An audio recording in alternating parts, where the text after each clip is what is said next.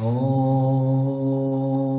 Purnamada Purnamidam Sadashiva Samarambam Shankaracharya Madhyamam Asmadacharya Paryantam Vande Guru Paramparam Ishvara Guratmeti Mukti Veda Vivagine Yom Abda Vyapta Dehaya Dakshinamurtaye Namaha Tava Vedanta Siddhanta Gocharam Tamagocharam Govindam Paramanandam Tatiguru Pranatosh Maham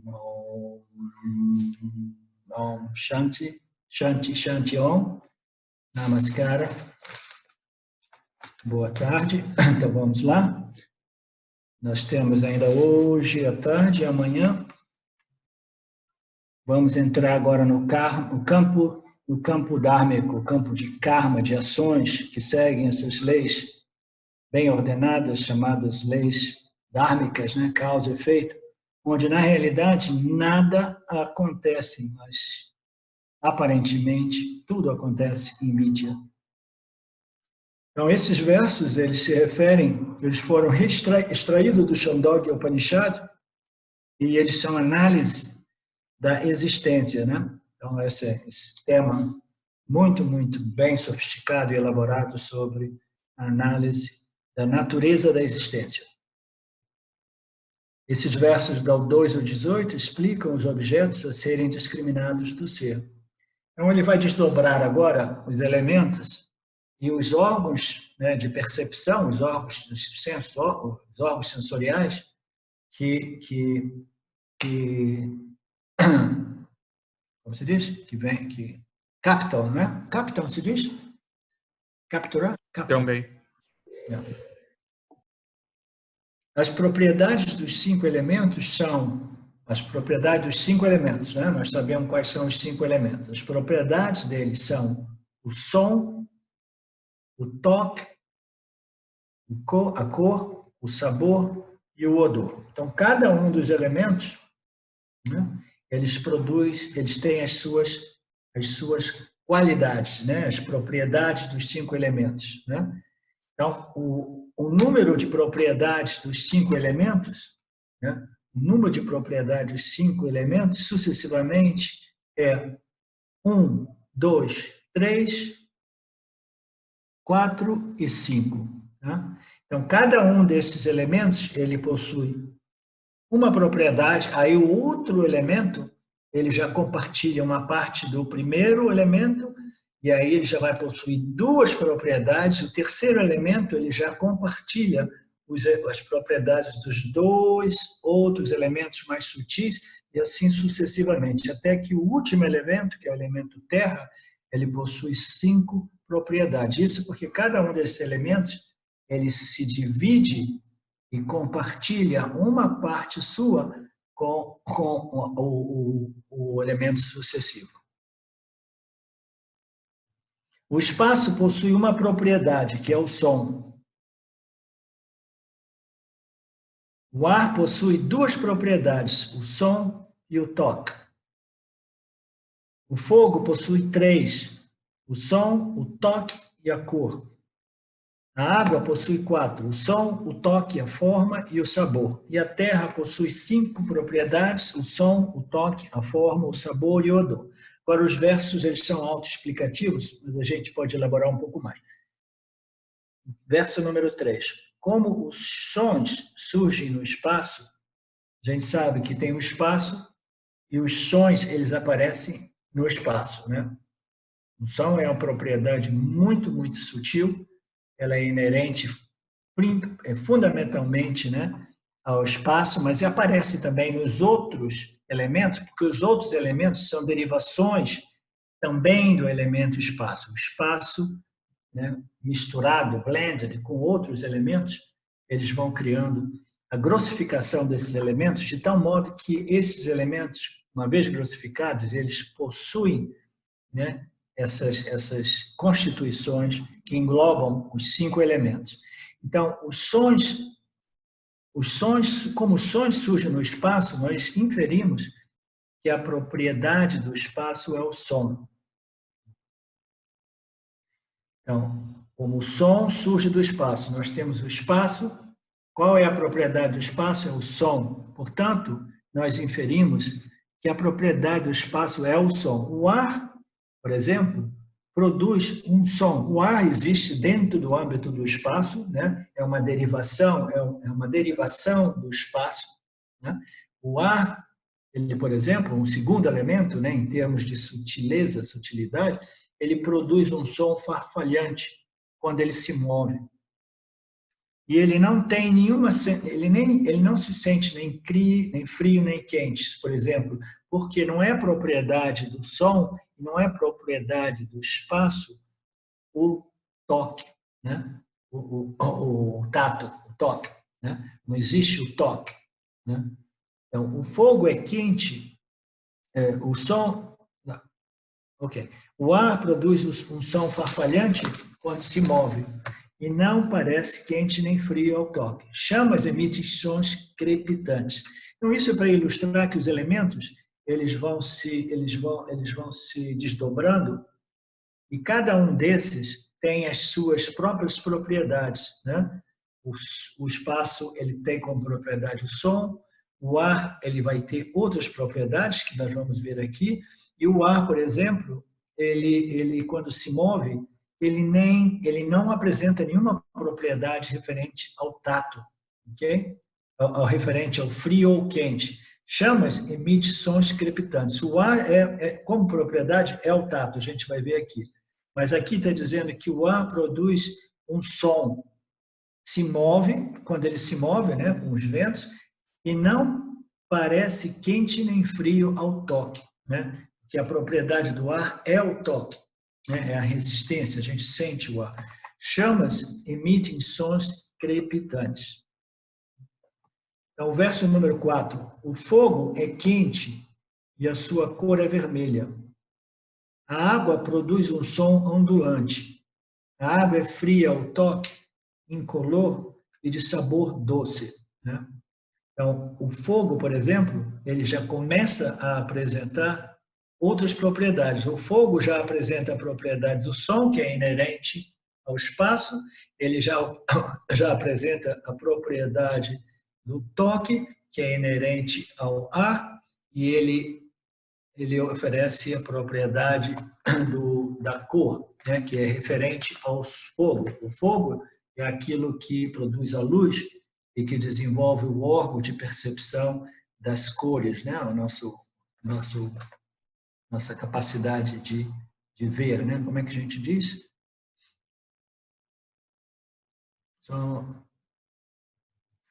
Capacidade de perceber as cores e as formas, né? Nossa visão. Então, vamos lá, vamos voltar aqui. O fogo é quente, o verso número 4. O fogo é quente e sua cor é vermelha. A água produz um som ondulante, é fria ao toque, incolor e de sabor doce. Já a terra, que é o elemento mais denso, né? A terra, que possui 5 propriedades: a propriedade inerente ao espaço, a propriedade que é o toque inerente ao ar, a propriedade do fogo, da luz inerente, né, que nos permite ver as formas e as cores, a propriedade da água inerente ao sabor e a sua própria propriedade da terra, que é o odor. Então, a terra, ela emite um som de chocalho, é dura ao toque, apresenta cores variadas e ao paladar é doce, azeda e assim por diante. Existem todas as variações de sabores, né, na água, né, e na terra. Na terra, né, fundamentalmente. A terra, o verso 6, a terra exala odores agradáveis e desagradáveis. São a propriedade mais inerente, né? A propriedade direta, mais inerente à terra, esse elemento chamado terra, né? É o odor, né? A terra exala odores agradáveis e desagradáveis. Assim, encontram-se enumeradas as propriedades características dos 5 elementos. Então, voltando aqui em cima, quando na introdução, existe um comentário dizendo: o espaço possui uma propriedade, o som, né? O ar possui duas propriedades, o som e o toque. Por quê? Porque o ar é já uma combinação, é um desdobramento do espaço, entendeu? O espaço, ele se divide de tal modo que ele possa acomodar o segundo elemento chamado o ar, isso em sua composição, em sua formação sutil.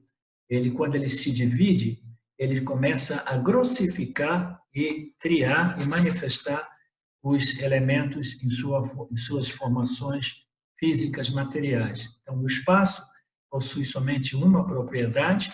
Quando ele se divide e se combina com o ar, ele desenvolve uma segunda propriedade, uma inerente ao espaço, que é o som, e uma inerente ao ar, que é o toque. Portanto, o ar possui duas propriedades. O fogo já possui três propriedades.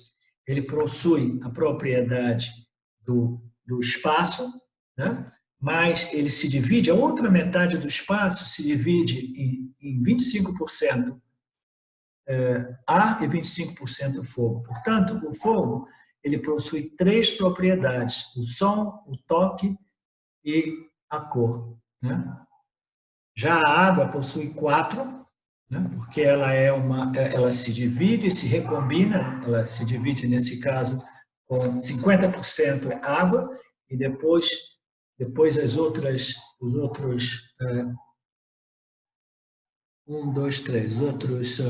13 ponto alguma coisa, um terço da outra metade, ela concede aos outros elementos de modo que ela se torne a água.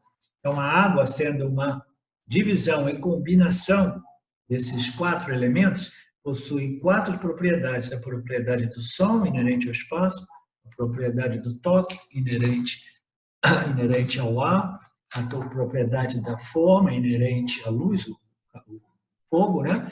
E a propriedade do sabor, inerente à água, né? A gente sabe que sem a água, se a gente permanecer com a boca muito seca, algumas pessoas que tratam algumas doenças, principalmente câncer, elas tomam alguns medicamentos que secam a boca do indivíduo, o indivíduo não consegue experimentar o paladar, o sabor, entendeu? Ele não tem sabor, não consegue apreciar o sabor.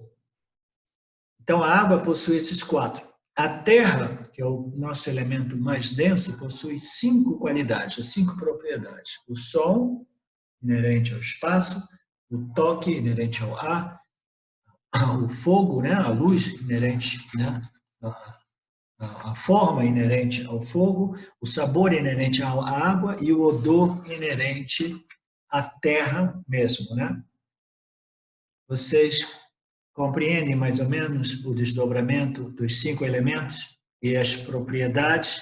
É importante a gente compreender isso. Isso aqui não é exatamente, absolutamente relevante para o autoconhecimento, mas é um conhecimento válido e relativamente importante para que a gente compreenda como esses elementos possuem determinadas propriedades e essas propriedades vão dar origem aos órgãos sensoriais, porque os órgãos sensoriais, no final das contas, eles não captam, eles não conseguem realmente experimentar os elementos, eles experienciam as propriedades dos elementos. Por isso é importante a gente compreender os elementos e as propriedades de cada elemento, para mais tarde a gente compreender que a partir dos elementos e suas propriedades, Ishvara, ele desenvolveu, ele configurou os órgãos de percepção, de modo que a gente possa perceber e conhecer as propriedades dos elementos. A gente vai ver mais tarde que os órgãos de percepção, eles percebem as propriedades, não os elementos propriamente dizendo.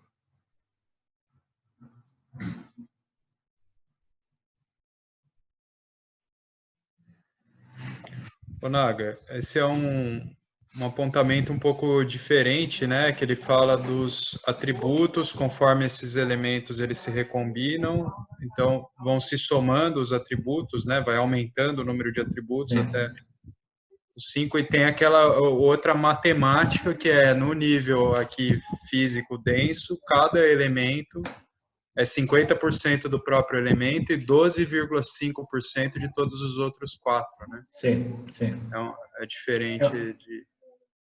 Não, é o mesmo princípio.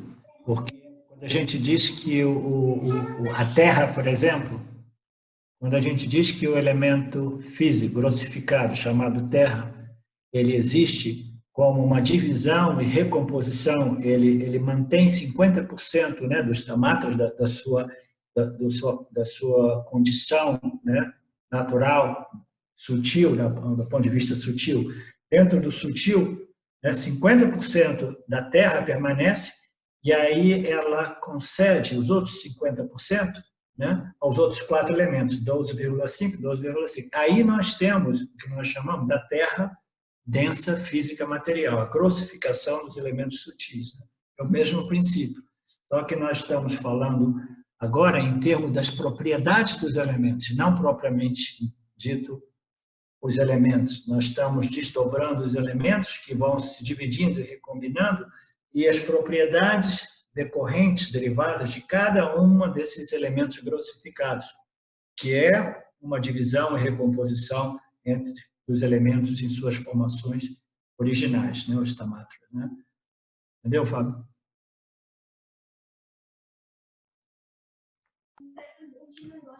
Ok. Obrigado, professor.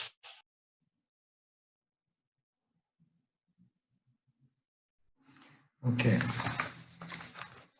As 5 propriedades, nós estamos falando das 5 propriedades dos 5 elementos, né? As propriedades essenciais de cada um desses elementos primários, né? As 5 propriedades são conhecidas pelos 5 órgãos dos sentidos, né? Então, os órgãos dos sentidos, eles, na verdade, eles se desenvolvem a partir das propriedades desses 5 elementos primários. Né? Como nós determinamos anteriormente, essa criação ela não faria sentido a menos que esses elementos primários que desenvolvem as suas propriedades na medida que eles se grossificam, se esses elementos primários e suas propriedades não desenvolvessem um órgão de percepção, essa criação não faria sentido.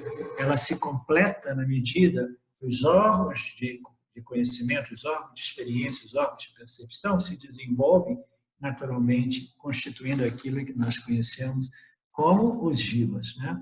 Daqueles que experienciam e conhecem. Então, as 5 propriedades são conhecidas pelos 5 órgãos de percepção, os órgãos dos sentidos, como nós dizemos. Os órgãos pertencem ao corpo sutil. Os órgãos são invisíveis. Isso é interessante a gente compreender isso. Então, esses órgãos de percepção, eles existem no corpo sutil, tá? Eles não existem no corpo físico. No corpo físico, o que existe são os instrumentos de percepção. Meu olho físico, a minha orelha, a minha pele, que me permite, né, o tato. Né? Todos esses órgãos físicos, né, eles existem dentro do âmbito do meu corpo físico. Mas todos esses instrumentos de percepção, os instrumentos do sentido, os órgãos dos sentidos, eles existem na mente, no corpo sutil. Né? E eles são invisíveis. Né? Os instrumentos de percepção são visíveis, nós conseguimos objetivá-los, reconhecê-los. Né? Eu posso até ver meus olhos no espelho, mas eu não consigo ver a minha mente no espelho. Eu não consigo ver o meu intelecto no espelho. Eu não consigo ver a minha emoção no espelho. Né? Então, a gente não consegue ver a mente em suas funções, porque a mente é extremamente sutil. Né? E os órgãos de percepção, eles pertencem à mente. Eles são invisíveis. Os índriyas é um nome dado para órgãos em geral, né? Os índriyas, eles pertencem ao corpo sutil, que é invisível. Os instrumentos dos sentidos, né, que é chamado em sânscrito Golaka, os instrumentos dos sentidos estão no corpo denso. Então, esses instrumentos dos sentidos, esses sim são perceptíveis, eles são objetiváveis. Todos os elementos têm propriedades. As propriedades são os objetos dos órgãos dos sentidos. Olha que curioso isso. Os órgãos dos sentidos têm como objeto não os elementos primários e elementos secundários. Eles têm como objeto as propriedades dos elementos. Isso é muito importante a gente distinguir isso, entendeu? Os nossos órgãos do sentido, eles jamais podem capturar exatamente os objetos ou os elementos, eles podem somente capturar as propriedades, e o texto vai esclarecer isso, e a importância da gente compreender, a gente desmembrar essas nossas experiências, entendeu? De tal modo que a gente possa verificar a impersonalidade ou impessoalidade, como a gente queira dizer, de todo esse processo. Tá? O Jiva experienciando o mundo através dos órgãos de percepção, os instrumentos de percepção, através da mente que integra, né, esses estímulos, que integra essas percepções sensoriais, né, através da mente, Então, tudo isso ocorre de modo muito impessoal. Né? E a gente precisa de discriminar, no final das contas, o ser que nós somos, da mente, dos órgãos de percepção, dos instrumentos de percepção, dos pranas. A gente tem que discriminar, né, aquilo que nós somos de todo esse aparato, de todo esse mecanismo, entendeu?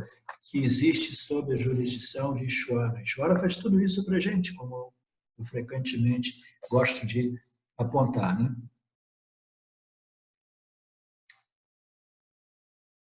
Então, nenhum órgão dos sentidos percebe uma substância. Então, a substância de um objeto, ela não é percebível pelos órgãos dos sentidos. Os órgãos dos sentidos percebem somente as propriedades de um objeto, as propriedades de uma substância. Os seres humanos nunca podem conhecer objetos. Você não pode inferir uma cadeira, porque a inferência é baseada na percepção. Então, aqui o comentário diz que nem mesmo por inferência a gente pode saber exatamente o que é uma cadeira, porque inferência é toda ela baseada no conhecimento perceptual. Conhecimento direto e conhecimento inferencial. O conhecimento inferencial depende do conhecimento direto, sensual, perceptual. Por exemplo, o que é um conhecimento inferencial? O conhecimento inferencial mais clássico é: eu estou vendo a fumaça por trás ali da minha geladeira. Se tem fumaça, eu posso inferir que existe o fogo. Tá? Agora, como eu vou inferir que existe fogo? Né? Se eu já não tiver o conhecimento direto, perceptivo do fogo, em sua característica direta de calor e luz. Né? Então, eu preciso ter o conhecimento direto. Todo conhecimento inferencial é baseado em conhecimento direto, perceptivo, ok? Sensual.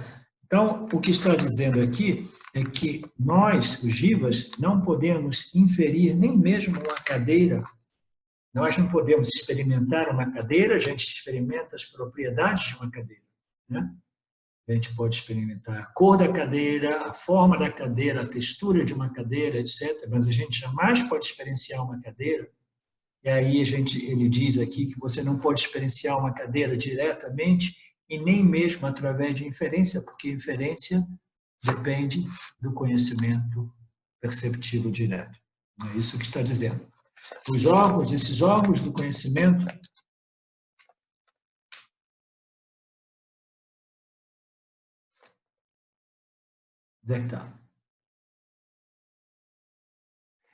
Você não pode inferir uma cadeira, porque a inferência também é baseada na percepção direta. Então, você não pode conhecer a substância com os sentidos. Nenhuma substância pode ser conhecida através dos nossos órgãos dos sentidos.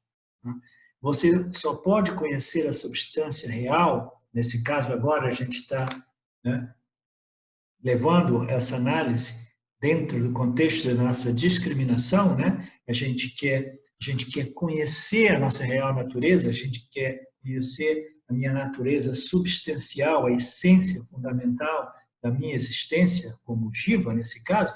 Você não pode conhecer essa substância essencial, sua real natureza, como consciência, diretamente, E você também não pode conhecê-la através da inferência, porque a inferência é um produto, é um subproduto, ela depende do conhecimento direto sensorial. Tá?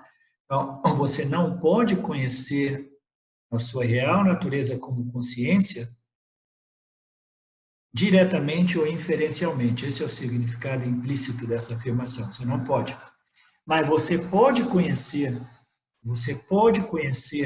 a sua real natureza, a sua real essência como consciência, através de um pramana chamado Vedanta. Através do pramana chamado Vedanta, nós podemos sim conhecer aquilo que nós somos, o ser, a existência, a consciência. Então, nós precisamos de um pramana. O pramana significa um meio, um veículo de conhecimento, um meio através do qual eu posso conhecer alguma coisa. De modo a eu conhecer o mundo das cores e das formas, eu preciso de um tipo de pramana. Qual é o tipo de pramana que eu preciso para conhecer o mundo dos objetos, das cores e das formas? Eu preciso um pramana, um meio de conhecimento, conhecido como a visão. Então, a visão é um meio através do qual eu conheço os objetos do mundo, das cores e das formas. Do mesmo modo, um pramana chamado os Upanishads, ou Vedanta, é um meio, é o veículo através do qual nós podemos reconhecer a nossa real substância, a nossa essência natural como consciência. Mas a gente não pode conhecer através da percepção direta e também não podemos conhecer o ser através da compreensão inferencial, porque o conhecimento inferencial ele é uma função do conhecimento perceptivo direto. E o conhecimento Aham Brahmasmi é um conhecimento de uma outra natureza, que é chamada Aparoksha Jnana, que é o conhecimento direto e imediato. A gente pode falar um pouco mais sobre isso. Tá? Então, o ponto aqui é que nós, somente através de um pramana chamado Vedanta, analisando a relação entre o nome e a forma de um objeto e a consciência que ilumina e revela esse objeto. Então, somente através desse meio, esse veículo de conhecimento, chamado Upanishads, a gente pode conhecer a essência de tudo, como discriminando ou separando os objetos e as suas propriedades desse princípio existência-consciência que revela e conhece todos os objetos.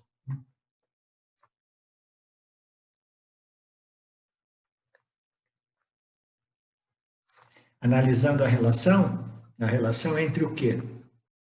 O nome e a forma que determina um objeto e a luz da consciência que ilumina e revela o objeto.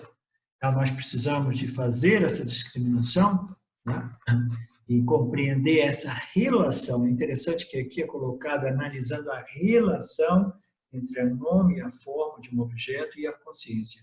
A consciência e a mente, ela não consegue realmente perceber o nome e a forma, mas percebe as propriedades dos objetos, E essa relação é muito importante, o nome e a forma e o objeto, o nome, a forma, o objeto e a consciência que revela as propriedades desse objeto, que não é nada mais, nada menos do que um nome, uma sobreposição de um nome e uma forma numa substância física material, nesse caso. Existe uma substância física material, existe uma sobreposição de nome e forma. Então, um exemplo típico, por exemplo, é um anel de ouro, um colar de ouro, uma pulseira de ouro. Todos os ornamentos de ouro, eles são sobreposições de nomes e formas naquilo cuja a natureza substancial é simplesmente ouro. Então, nós precisamos de compreender a relação entre o ouro e esse nome e essa forma, que é uma sobreposição sobre o ouro, em cima do ouro, uma projeção sobre o ouro. Compreendendo esse relacionamento entre o nome e a forma, e a substância, né? Todos os objetos constituídos, né? Por Maya Ishvara, e a substância de tudo, como a consciência, né? Compreendendo esse relacionamento entre os objetos, as suas propriedades e a consciência que revela, nós podemos individualizar, né? Eu penso que individuar e reivindicar a nossa real natureza como o ser, a consciência. Então, o Vedanta é esse pramana, esse meio de conhecimento. E nós precisamos de analisar a relação entre o objeto, as suas formas, os seus nomes, as suas propriedades e a consciência que os revela. Um objeto é apenas um nome e uma forma. Como sabemos que temos órgãos dos sentidos? Essa é uma boa questão, né? Como é que a gente vai saber que eu tenho órgãos dos sentidos? Eu compreendo que eu tenho instrumentos dos sentidos, porque eu compreendo, eu sei que eu consigo ouvir alguma coisa através daqui, porque se eu tampo meus ouvidos, já não ouço nada. Então, eu compreendo que, fisicamente, o som, né, é captado através desses instrumentos físicos. Né? Se eu fecho meus olhos, eu sei que a minha capacidade de visão é interrompida, então eu compreendo que a visão, entendeu? É uma função desse instrumento físico, e assim por diante. Todos os nossos instrumentos físicos, eles são pramanas, eles são meios, veículos através do qual eu percebo e conheço os objetos, as propriedades dos objetos, né? Mas como nós sabemos que nós temos os órgãos dos sentidos? Você lembra que nós fizemos a distinção entre os instrumentos dos sentidos e os órgãos dos sentidos? Os órgãos dos sentidos, eles são invisíveis, eles pertencem ao corpo sutil. Nós sabemos que nós temos um corpo, os órgãos dos sentidos, né? Não somente os instrumentos dos sentidos, mas nós sabemos que nós temos os órgãos dos sentidos através de conhecimento inferencial. Através de inferência, nós compreendemos que nós possuímos os órgãos dos sentidos. Existem diversas lógicas que demonstram isso, né? Antes de entrar nessa lógica aqui, uma das lógicas muito simples é que muitas vezes a gente pode estar fazendo alguma atividade ou participando de qualquer coisa assim, e a gente está vendo alguma coisa, mas a nossa atenção, a nossa mente, aquela que integra essas percepções sensoriais, essa mente, ela talvez esteja ocupada, né, com outro tipo de fenômeno, e você está vendo, alguém está falando com você, etc., etc., e você está escutando, mas não está ouvindo, porque você estava atento a uma outra conversa que estava ocorrendo num cantinho ali da sala, por exemplo. Então, a gente sabe que esses instrumentos de percepção, de audição, nesse caso, eles precisam ser backed up, eles precisam ser apoiados, sustentados pela mente, aquilo que integra essas percepções sensoriais, nesse caso, essa percepção auditiva, né? Se a mente não estiver integrando e fazendo o seu trabalho, né, focada, com atenção, né, canalizada, aquilo vai passando e você não escuta realmente, você não vê realmente alguma coisa, né? Você está olhando, mas não está vendo, você está escutando, mas não está ouvindo. Então, os órgãos de percepção, os órgãos de recepção, eles existem na mente como uma das funções da mente que integram essas percepções físicas através dos instrumentos físicos e depois as integra de tal modo que a gente possa realmente ver, sentir, tocar, etc., etc. Né? Então, nenhum órgão dos sentidos percebe uma substância. Você só pode conhecer a substância real pelo Vedanta. Como sabemos que temos órgãos dos sentidos, você nunca pode ver os órgãos dos sentidos, apenas os instrumentos dos sentidos. Os órgãos são conhecidos inferencialmente. Aqui está o raciocínio. Se tivermos 5 tipos de experiência sensorial, nós temos aqui 5 tipos de experiências sensoriais, através do olho, audição, o toque, etc. Imagina que exista um objeto que ele possui as propriedades desses 5 elementos primários. Então, nós temos um objeto rico em propriedades e nós temos nossos 5 órgãos e instrumentos de percepção disponíveis para capturar esse objeto em todas as suas facetas, em todos os seus aspectos. Né? Então, imaginem que nós temos uns órgãos, tivemos 5 tipos de experiências sensoriais. Elas deverão ser produzidas pelos instrumentos correspondentes. Se nós temos uma experiência que envolve 5 tipos de percepção sensorial, isso significa que elas são necessariamente produzidas, essas percepções sensoriais, elas são produzidas através dos instrumentos correspondentes. Né? Tipo de experiência sensorial, 5 instrumentos correspondentes, portanto, nós percebemos esses cinco órgãos de percepção, né? Esses órgãos sensoriais deverão ser produzidos. O objeto, vamos ver se a continuação aqui explica melhor esse raciocínio, que não ficou muito claro para mim. Deixa eu ver aqui de novo. Como sabemos que temos órgãos de sentido, você nunca pode ver os órgãos dos sentidos, apenas os instrumentos dos sentidos. Os órgãos são conhecidos inferencialmente. Aqui está um raciocínio. Se tivermos 5 tipos de experiência sensorial, elas deverão ser produzidas pelos instrumentos correspondentes.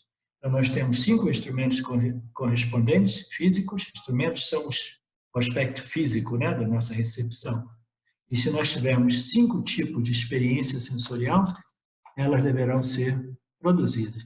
Eu não estou vendo um raciocínio lógico aqui que possa revelar esse conhecimento inferencial. Se alguém... Alex, você está acompanhando isso? Vê se você me ajuda aqui. Ou se o Fábio estiver por aí também, alguém quiser ajudar. Ou talvez a continuação aqui do comentário venha elucidar melhor essa lógica, esse raciocínio que está apontando ali. Não clicou para mim esse raciocínio. Professor, eu acho que está querendo apontar que quem está produzindo a experiência é o próprio Giva e não o mundo, né? Através do seu órgão. Quem está falando? Quem produz, está sendo produzido pelo instrumento correspondente. Sim, se nós temos 5 tipos de experiência sensorial, né? A gente está tendo a experiência aí, você tem razão. O Giva é que está experimentando. Elas deverão ser produzidas pelos instrumentos correspondentes. Nós temos, ela entra, ela chega a nós através dos instrumentos. Instrumentos se referem sempre ao aspecto físico da nossa recepção, né? Então, através desses instrumentos, nós temos 5 tipos de experiências sensoriais. Mas a lógica aqui que eu estava esperando que ele fosse explicar melhor essa afirmação de que os órgãos somente podem ser conhecidos inferencialmente. A gente não consegue perceber diretamente os órgãos dos sentidos, somente os instrumentos dos sentidos. Os órgãos dos sentidos, você nunca pode ver os órgãos dos sentidos diretamente. Apenas os órgãos são conhecidos inferencialmente. Então, os órgãos são conhecidos inferencialmente, que eu estava lógica disso através desse raciocínio, dessa frase muito curtinha, que diz: se tivermos 5 tipos de experiência sensorial, elas deverão ser produzidas pelos instrumentos correspondentes. Professor, Aí, por favor, me ajude. Aqui, o próximo parágrafo, ele explica de um modo mais minucioso isso. Porque aqui foi apresentado que aqui está o raciocínio, mas o raciocínio ele não é completo. Então, que isso diz respeito ao corpo sutil, os órgãos sensoriais, eles estão no âmbito do corpo sutil e os instrumentos estão no âmbito do corpo físico, né? Quando a gente tem... Mas isso já foi determinado, mas a gente quer compreender aqui o que ele diz, que os órgãos são... Que é inferencial. Se a gente, por exemplo, tem uma experiência sei lá, você sente um cheiro, mas você sabe que isso está acontecendo porque você fala, eu percebo o cheiro, mas o nosso nível de objetivação do que é experienciado está no campo físico. a gente deduz que há uma sensação que precede, porque se você perde, você fica resfriado e tal, perde o olfato. Enfim, é meio sutil essa discriminação, não estou sabendo elaborar isso. Não, mas você tocou um ponto que é um pouco a coisa ali. Se tivermos experiências sensoriais, elas deverão ser produzidas pelos instrumentos. Então, os instrumentos estão ali. E as experiências, elas ocorrem a nível subjetivo, como dizia o Felipe, né? As experiências sensoriais ocorrem na mente, ocorrem nos órgãos, através dos órgãos, e elas são recebidas através dos instrumentos físicos correspondentes, né? A gente não consegue ver os órgãos, a gente não consegue objetivar os órgãos sensoriais, mas a gente consegue objetivar os instrumentos correspondentes. Então, vamos ver o que a Betânia disse, que a continuação aqui ilustra um pouco melhor. O objeto que um órgão dos sentidos produz,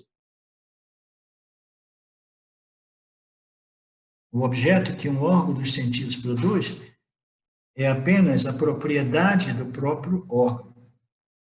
Eu acho que vai começar a explicar. O objeto que um órgão dos sentidos, nós temos órgãos de sentido, um objeto que o órgão dos sentidos produz é apenas a propriedade do próprio órgão. Agora ficou claro. Veja bem, o objeto, nós temos um objeto, né? E nós temos o instrumento de percepção e o órgão de percepção. O objeto que o órgão de percepção produz, isso que aparece um objeto aqui, ele é produzido pela mente, pelos meus órgãos de percepções, que nada mais é do que a propriedade dos próprios órgãos. Você lembra que os elementos, eles se desdobram e eles vão desenvolvendo as suas próprias propriedades, e alguns elementos produzem cinco propriedades, outros elementos 4, outros elementos 3, elementos 2, né? Então, esses órgãos sensoriais, eles produzem, eles sim, eles possuem essas propriedades, entendeu? Então, o objeto que um órgão do sentido produz é apenas a propriedade dos próprios órgãos. Essas propriedades, elas não pertencem ao objeto, porque é um fenômeno subjetivo, são os órgãos que se desenvolvem a partir dos elementos primários, que se desenvolvem essas propriedades, entendeu? Que são inerentes aos órgãos. Portanto, por inferência, a gente sabe que essas experiências sensoriais ocorrem no corpo sutil, na mente, que as propriedades, elas pertencem aos órgãos. Alguém está fazendo chat? Não. Quem é que escreveu alguma coisa para mim aqui? Vocês entenderam agora um pouco melhor? Vamos ver o que mais vai ser desdobrado aqui. O órgão é a causa e a experiência é o efeito. Olha que viagem, hein?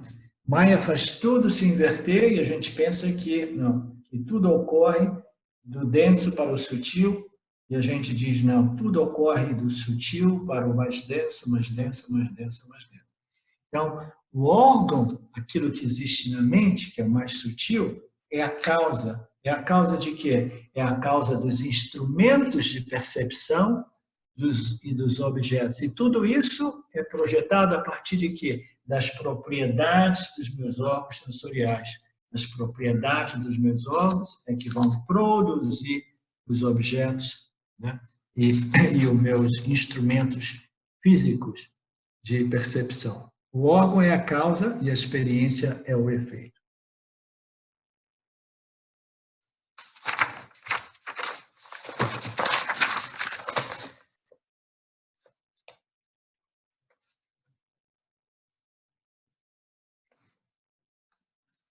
Que horas a gente começou, Betânia? 4h45.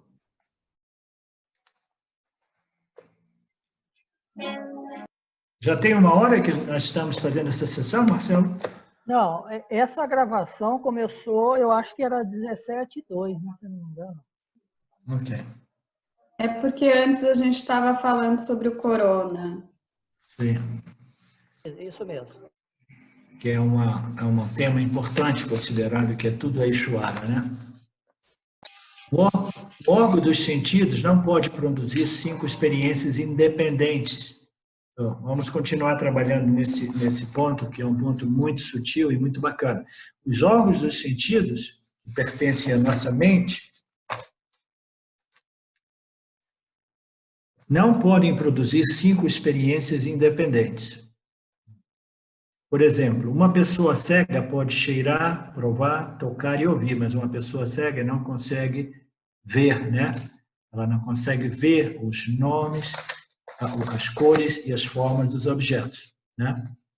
Ela pode ter ouvido a descrição, mas ela não consegue ver. Ela pode obter o conhecimento sem poder ver, mas ela não consegue perceber as cores e as formas diretamente, né?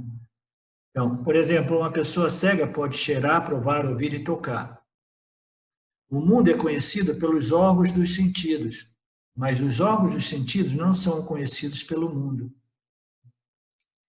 Então, os instrumentos físicos nossos, nesse caso, ele entra na categoria do mundo, em tudo aquilo que é manifesto do ponto de vista físico-material, tá?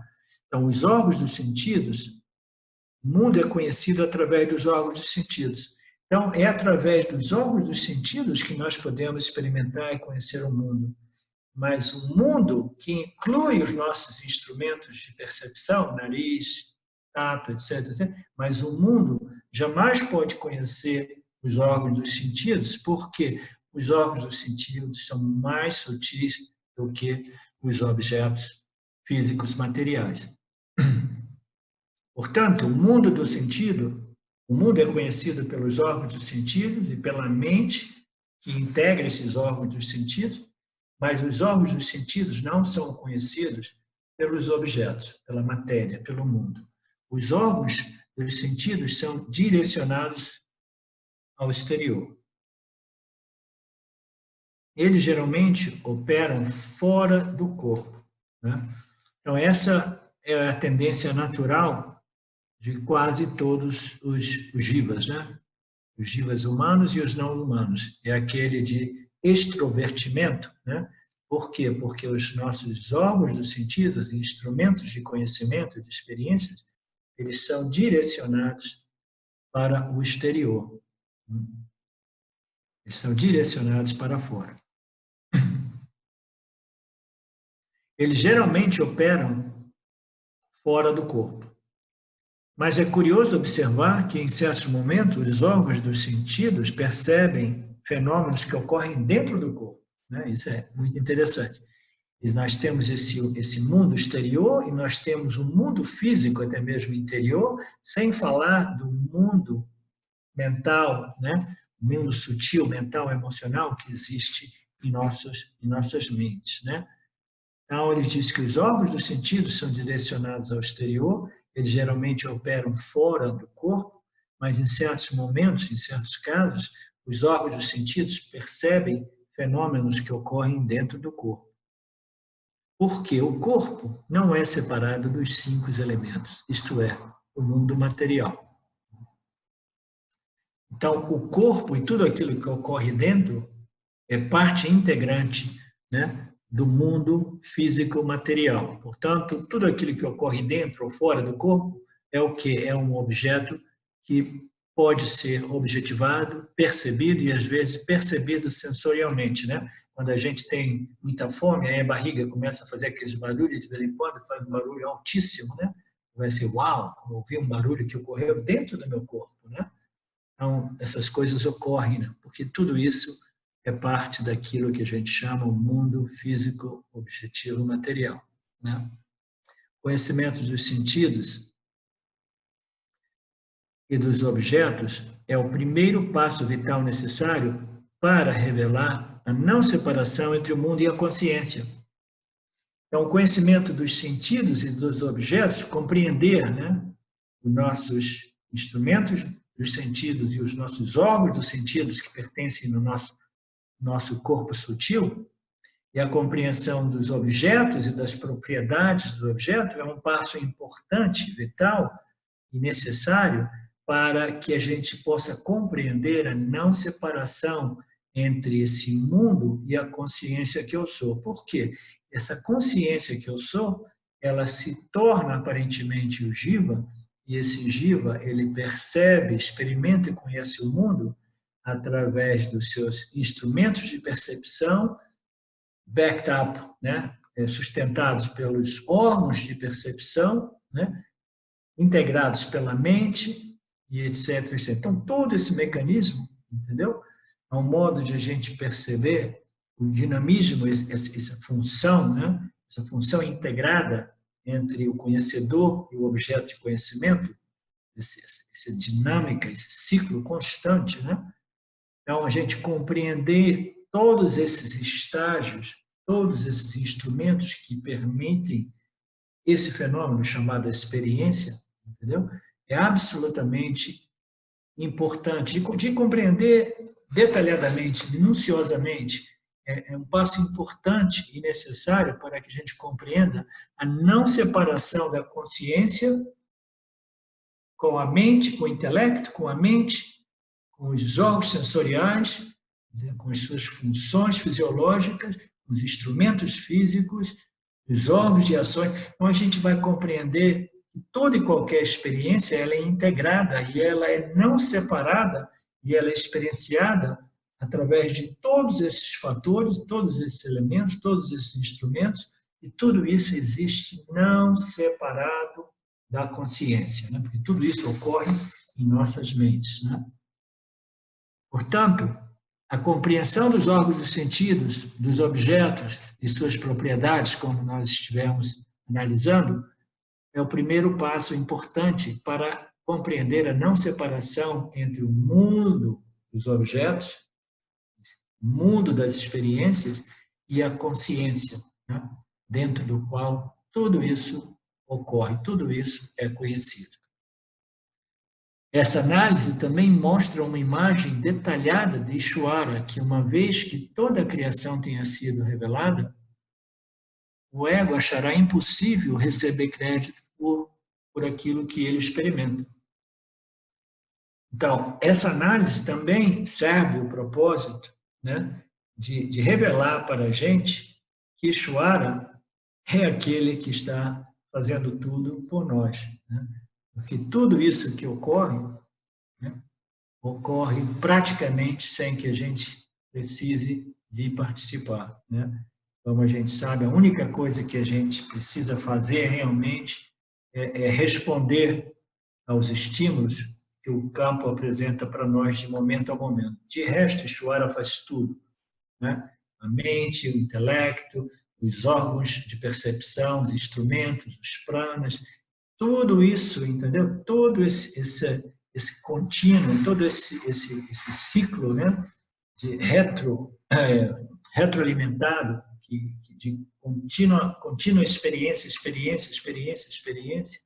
tudo isso ocorre pela graça de Ishvara, né? Então, compreendendo toda essa mecânica, o indivíduo ele desenvolve essa humildade de compreensão, né, de que Ishvara é quem está cuidando de tudo isso, fazendo tudo isso. E uma vez que esse conhecimento seja claro, o ego do indivíduo achará quase impossível que ele assuma o crédito por tudo aquilo que ele está experimentando.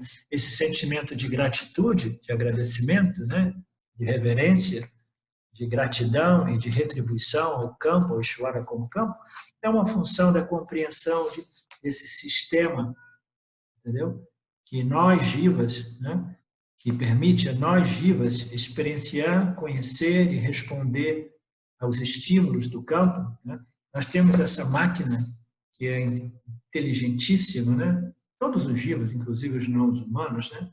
Nós temos esse instrumento, esse corpo com a capacidade de perceber esse mundo, e tudo isso é uma graça de Ishvara. Ishvara opera essa máquina para a gente todo momento, durante os 3 estados, durante todas as nossas experiências, e a gente, devido à nossa ignorância, devido a essa sensação de que eu sou um indivíduo separado, independente, eu quero que as coisas sejam do meu modo, e eu penso que eu fiz isso, que eu faço aquilo, eu penso que eu digiro, eu sou aquele que faz a minha própria digestão, eu sou aquele que faço a minha respiração, eu sou aquele que circula, eu sou aquele que faço tudo, entendeu?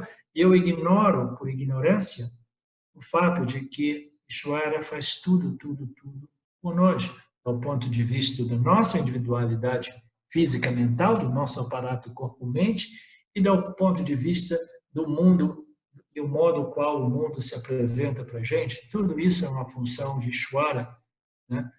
Fornecendo a nós, propiciando a nós, de novo e de novo, o nosso Parabhada Karma, né?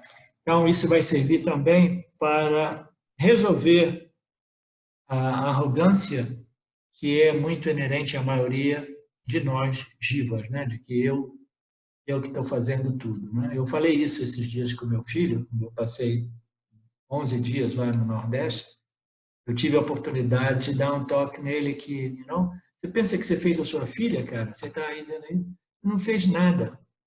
A única coisa que você fez foi amor com a sua namorada, a sua esposa.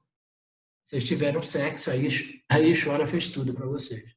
Agora você fica aí, minha filha, eu fiz isso, agora eu faço isso, eu faço aquilo. A gente não faz nada, a gente não sabe fazer nada, né? Mas isso leva um pouco de tempo até que a gente compreenda tudo isso. Então, essa compreensão, ela serve para que a gente compreenda o relacionamento entre a experiência, os órgãos sensoriais, a mente, o intelecto e a consciência, até que a gente possa resolver tudo como não separado, não a parte da consciência. Tudo se resolve na consciência. Isso é o significado daquele ensinamento, a localização dos objetos. Tudo ocorre no âmbito da mente, e a mente existe não separada da consciência, né? E todo esse mecanismo ele ocorre através dessa análise minuciosa, a gente pode compreender melhor esses estágios, né? O objeto, as suas propriedades, os instrumentos sensoriais, os órgãos sensoriais, a mente, o intelecto, a experiência. Bem, ocorre em minha mente, e essa experiência de um objeto, ela ocorre não separado, não independente, não a parte da minha consciência. No final, tudo se resolve na consciência como consciência.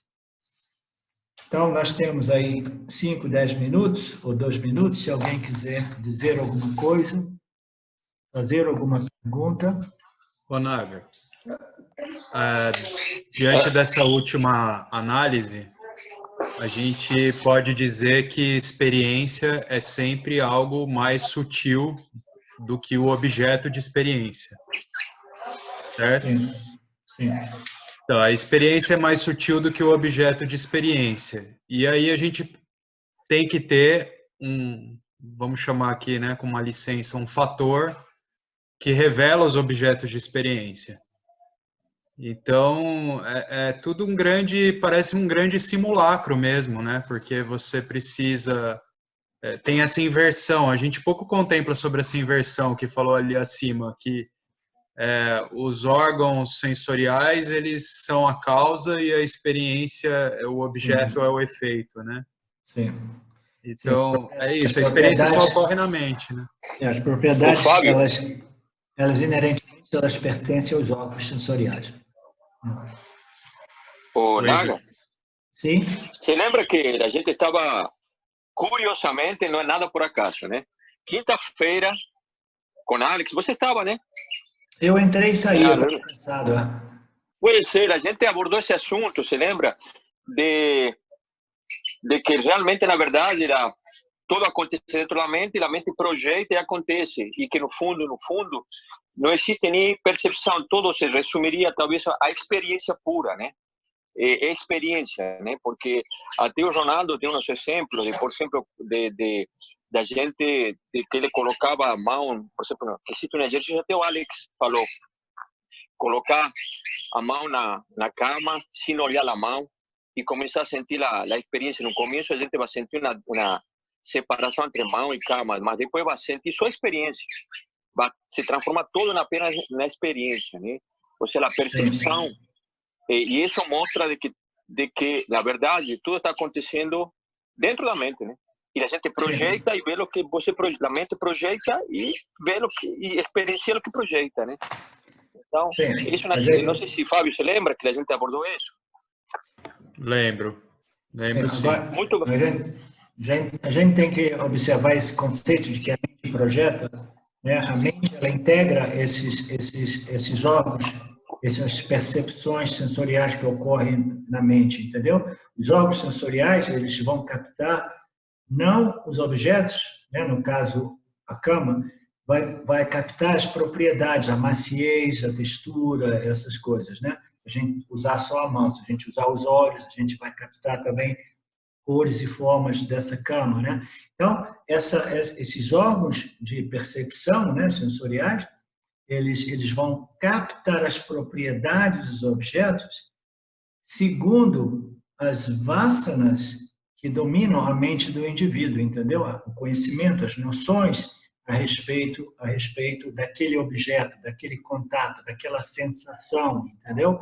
Então, tudo isso é uma função da mente. Essa mente projeta, a gente precisa observar que não é que ela cria coisa do nada, entendeu? Ela vai projetar no sentido de que ela vai interpretar uma experiência, por exemplo, de contato físico entre a mão e a superfície da cama. E duas mentes podem interpretar diversamente, entendeu? Por exemplo, se alguém chegou ali de noite e toca aquela cama, e aquela cama estava cheia de formiga, e a formiga morde a mão de uma pessoa, ela já vai ter um relacionamento emocional diferente com aquele tipo de experiência de tato com uma superfície macia de uma cama, entendeu?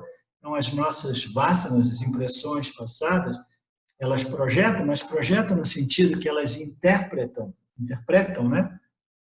De modo muito subjetivo e único, essas experiências, né? Então, a mente, os órgãos de percepção, os órgãos sensoriais, eles trabalham, né, em função, eles são ligados aos seus respectivos objetos, e é eles que possuem essas propriedades respectivas àquele tipo de objeto. Por exemplo, o órgão de audição, ele só pode captar aqueles objetos sonoros, né? Então, não existe outro modo. Ele não consegue ver, ele não consegue cheirar, ele não consegue fazer mais nada. As propriedades, ele só consegue captar as propriedades sonoras. E se é um objeto com 3 tipos de propriedades, esses órgãos, né, esses órgãos sensoriais, eles vão captar aqueles respectivos, né, propriedades e vão integrar. Mas, fundamentalmente, essas propriedades existem nos órgãos, são os órgãos, porque os órgãos é que desdobram os objetos e suas propriedades, porque tudo nesse universo parte do mais sutil e gradualmente grossifica, entendeu? Esse é o ponto da gente compreender, entendeu? Naga, não sei se você chegou a estar até o final, né? Porque a gente conversou que passando esse primeiro momento de percepção dessa experiência que você está descrevendo, existe talvez um estágio posterior onde todo se resume à experiência. Já não existe mais essa percepção de sujeito-objeto, né? Não sei se deu para entender, não sei se o Fábio me pode ajudar aí nessa análise. Né? Eu não estive ali, você está se referindo a uma experiência chamada de Samadhi, que é a total absorção num objeto, numa experiência, entendeu? Só sim, trazer. Mas a gente estava tentando entender até que ponto a gente estava percebendo, né? E no final, talvez todo se resumiria à experiência pura, né? Que a consciência está só experienciando, né? A percepção talvez seja um estágio, pelo menos, não sei, na minha concepção, um primeiro estágio, né? Mas no fundo, é consciência experienciando. Não sei se... Não, essa noção de experiência pura ou pura experiência... Não, tudo bem. Sim, é uma noção um pouco equivocada, entendeu? Não, sim, entendi. Não, porque não existe pura experiência. A experiência é sempre em relação ao objeto e não importa o quanto sativicamente seja, entendeu? Ainda assim, ela possui a sua subjetividade, entendeu? Essa noção de pura experiência, de pura consciência, ela foi muito propagada por Nisargadatta Maharaj, E ele chamava isso de pura consciência, a capacidade nossa de simplesmente experienciar aquilo que é, entendeu? Sem sobrepor interpretação alguma. Mas isso é uma noção um pouco confusa e equivocada, porque não existe um instrumento de percepção que não seja condicionado por suas próprias vassanas. A consciência não é uma entidade experienciadora, portanto, a consciência pura, ela jamais experiencia puramente, sem sobrepor algumas de suas tendências subjetivas, entendeu? Então, a ideia de que eu posso me fundir numa experiência, existe experiência, eu não sei se vocês entraram em contato com uma terapia dos anos 70, talvez, ou 80, Gestalt terapia. Gestalt terapia era uma terapia cujo objetivo era manter a pessoa focada numa experiência só, até que a mente é totalmente absorvida naquela experiência, entendeu? Isso é muito refrescante, porque a mente constantemente ela permanecendo totalmente imersa, né, derretida, né, numa experiência única, entendeu? Ela desenvolve uma mente muito focada, muito tranquila, muito científica.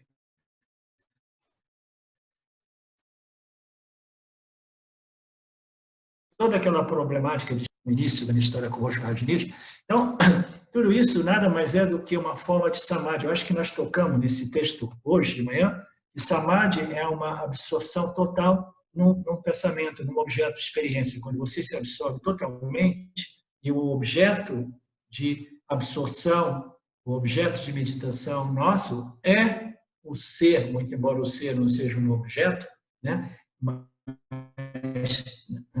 Nos ensinamentos, né, nas declarações, né, como apresentadas pela Escritura, a gente vai focando a mente, esse fluxo de pensamentos não homogêneos, pertencentes a essa mesma família, esse pensamento em relação à natureza da minha própria existência consciente, esse é uma forma de criar essa absorção, né, nesse pensamento Aham Brahmasmi, entendeu?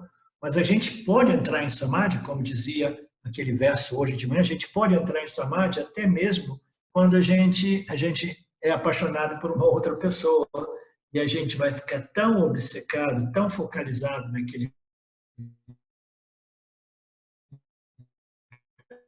pensamento, num estado semelhante àquilo de total absorção no objeto de experiência, né? Isso pode ser do ponto de vista sensorial também. Você olhar para uma coisa, você cheirar alguma coisa.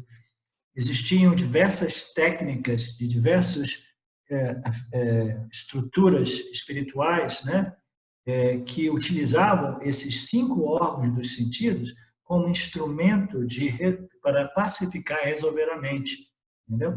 No sufismo, por exemplo, existiam os odores que eram associados constantemente a estados de profunda meditação, estados satívicos, e no momento que você ia entrando naqueles estados, o mestre ia trazendo esses odores, criando essa associação, aí mais tarde você nem precisa sentar para meditar, ele traz aquele perfume e imediatamente a sua mente se modifica. O que isso significa dizer? Que todos essas janelas de percepções sensoriais, elas podem servir como modo de resolver a mente, de trazer a mente de foco, entendeu? Pacificar a mente, de um ponto de vista espiritual também, né?